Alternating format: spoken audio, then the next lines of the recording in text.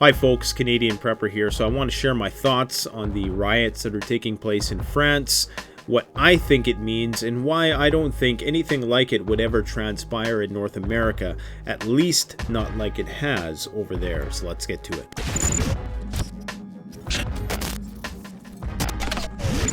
Alright, quickly going to tell you the 3 reasons why I don't think it would ever take shape over there like it would over here, and then I'm gonna maybe do some ad-lib commentary as to why I think it's all happening in reference to the video I did recently when I talked about how mankind's final war is coming, because this definitely ties into that. Alright, so the fundamental reason why things wouldn't play out in North America like they are in France right now is primarily because the police would use much more excessive force if this was ever attempted in North America.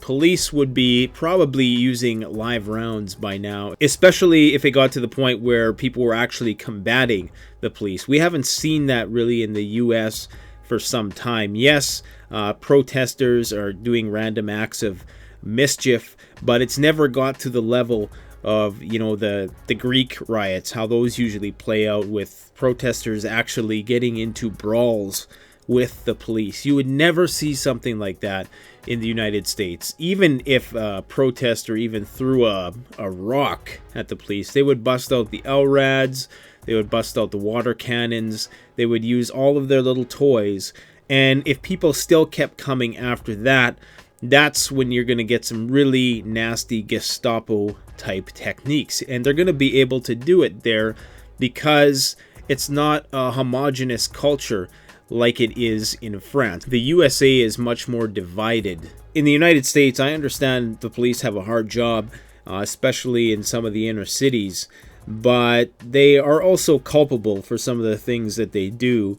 I mean, you're talking about a world where you can get gunned down when you got your hands up in a hallway respecting an officer's orders, and you can gun this person down who's complying with your order, who anybody with a degree of sense would know wasn't a threat, and you can actually walk. And I'm not even talking about, you know, a white cop versus a black cop. This is a white cop versus a white guy. So nobody is immune from the police state in North America. So if this ever was tried here, I actually believe that the police would start using live rounds, and once they cross that line, that's when you would actually see a civil conflict start. So maybe that would be one of the few differences, is France is not as armed as the United States, and they don't have as much of a police state. So I think the police state would actually quickly backfire in the United States, because they try to use this excessive force, but then once they realize that, oh, we forgot that this is the most heavily armed populace on the planet, and now they're fighting back, that's when crap would really hit the fan. That's where they're going to try to stomp this out as soon as possible. You see, they realize that all it takes to light a fire is a little tiny little spark, a little ember, if you want to use a bushcraft analogy. That's all it takes. And if you don't stomp that fire out, it's going to spread. And they realize that. Now, this protest appears to be, in France, it appears to be decentralized. And I know I'm getting a bit more into my opinionated stuff. I'll get back to the reasons why I don't think it's going to happen in North America, or I'll just integrate that into my analysis. But it appears as though these protests were not organized by anybody, that they're decentralized, organized on Facebook. So that leads one to wonder, you know, obviously something like this doesn't just manifest out of nowhere. I mean, the CIA has been known to go into countries and, you know, stir up unrest like this. It's declassified, as Alex Jones would say, and it is. It's a commonly known tactic that first you try to cripple somebody's economy. If that doesn't work, so you try to foment rebellion from the inside, and if that doesn't work, you go to war. Read a book called Diary of an Economic Hitman, and you'll get a good sense of what I'm talking about. Now, I've just used the CIA as an example. I'm not saying that they're necessarily responsible for this. I don't have any proof of that, but we can speculate that typically something like this just doesn't manifest out of nothing. Now, there may have been some guy who just made a Facebook page, and people like the idea of, you know, having a high-vis vest, which brings attention to their movement, and it was totally grassroots in its development, but I, for one, am skeptical of that because I don't think things like this just happen out of nowhere. There has to be a major impetus to get this many people in the streets. Because it's not just young people, it's people of all walks of life, of all ages. There's people of all races participating in this protest. So it's not just, some people are calling it a white working class protest. But as far as I can see from a lot of the image, although France is the majority of the population is white, so that's mainly what you're going to see, you also see a lot of other faces in the protest which aren't just white working class people. It's a diverse, complex social milieu of people participating in this protest. So who's responsible for it? Your guess is as good as mine. Anyway, so you have a lot of people who are trying to commandeer and polarize this movement and lay claim to the yellow vest movement in France. You have people saying it's about nationalism, people saying it's about anti-climate tax. Then you have people who are saying it's actually about, people wanting more pro-socialist policies like a higher minimum wage and things of that nature. So there's a variety of different conflicting viewpoints. But from the people on the ground's perspective, what they're saying is, look, we're just protesting things which suck. We're protesting elitist, dare I say globalist. I don't like using that word because it's so tainted now. But essentially you have the working class, poor people who are revolting against the rich. That's what I interpret this as. Now, you can try to divide that along any kind of racial line. You could divide it on rural versus urban, white versus immigrant, pro-climate versus anti-climate. And this is a perfect example of the thesis I had in my last video, that all of these issues and polarities that you're seeing, these divides, are going to have the consequence of having these civil unrest manifestations throughout the world. And this is one of them in its purest form. There could not be a better example of what I was talking about than the Paris riots. Again, you're going to have a lot of people who are trying to lay claim to this entire movement. But the reality is, when you listen to the people on the ground, if you go to Luke Radowski's channel, and what people are saying is that there's a variety of different issues that they're protesting. It's not one particular issue. If anything, it seems to be a very non-partisan revolt against the elitist power structure.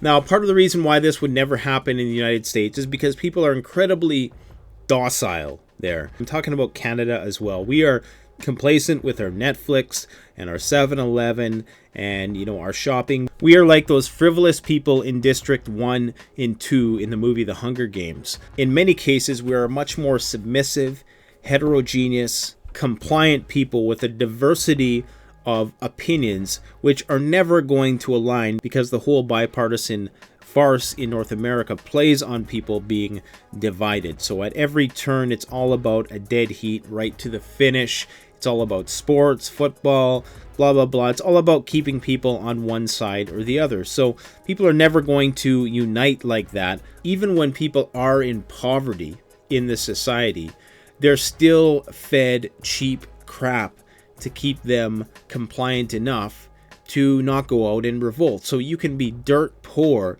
living off of food stamps, and still do this cost-benefit analysis where you don't want to go and get tear gas in the streets when you can still survive. Now, in other countries around the world, they don't have such a sophisticated, Californicated propaganda machine to keep them all asleep like that. They're not as medicated, they're more physically fit, and culturally they're more unified. So those are the three main reasons, is that the police are way too heavy-handed, and if they did have riots like that, which I don't think they ever would, because people are too A, docile, and B, too divided, C, the police simply would never need to be called out in that way, and if they did, they would respond with heavy-handed violence. Initially, that would lead to people scurrying and being subdued.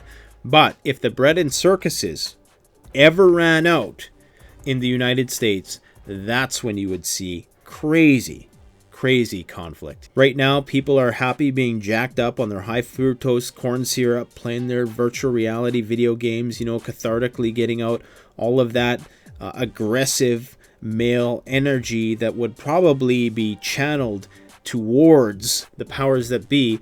Instead, it's being expended in ways which the system views as socially acceptable, so that energy can never be directed towards social change. But the whole thing is with this is that what sort of social change would come from a decentralized movement like this anyways? What you're probably going to end up getting in the end is something far worse. If you overthrow the government and there's nobody to assume power, it's going to be anarchy. And I know some people are going to say, oh, well, that's great because the whole anarcho-capitalist thing, everything will just eventually work itself out.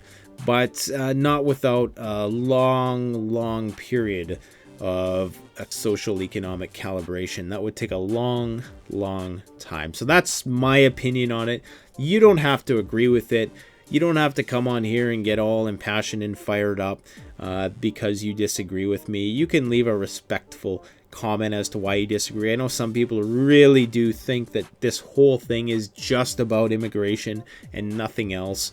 To me, that's not reflected in what the people are saying on the ground. It is if you cherry pick the interviews and with the actual people partaking in the protest. That's indeed one issue, but it's not the whole picture. There's many more issues, and they all align with those that I hypothesized in my video about how mankind's final war is coming.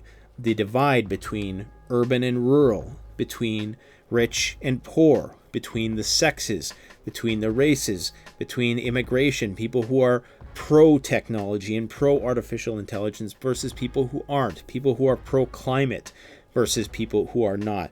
These are the divides of the future, and it's culminating in the riots, and I believe that France is just the start. Now, this may well fizzle out, like many of these things do, and it'll be appeased for a while.